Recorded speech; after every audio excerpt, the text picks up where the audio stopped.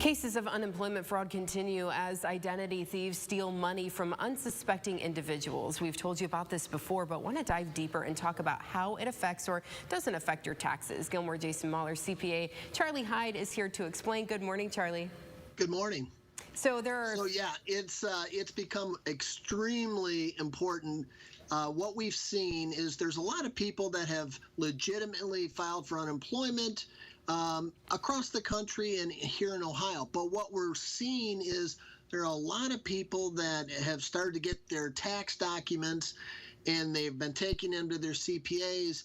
And then there's a 1099-G for unemployment, which they never filed for unemployment. So they're finding out for the very first time that their identity has been stolen and used by criminals to take millions of dollars out of state funds in fraudulent unemployment. Yeah, it's been a really big problem we've seen all over the country. So we're going to talk about 4 things that people should do if this has happened to them. The first thing I would imagine, they need to report this to the state, probably Job and Family Services. Absolutely. You want it for Ohio, you're going to go to Ohio Jobs and Family Services, and they actually have an online form. You'll go to unemploymenthelp.ohio.gov. And when you go there, it guides you right in what you need to do. You click on this button, it takes you in where you report to them that you have received a fraudulent 1099-G. And then it's also important to inform your employer, because then your employer needs to go out and also let the state know that, yes, this was fraudulent.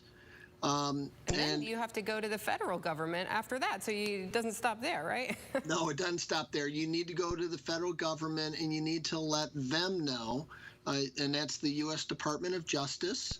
You go to www.justice.gov, and you report it there. Now, one of the things I do want to point out, in March, Department of Justice did let everyone know that these criminals are setting up fake websites to look like the Department of Justice to try and get more people to give them their information.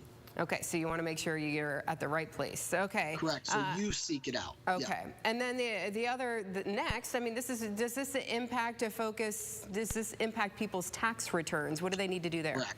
Yep.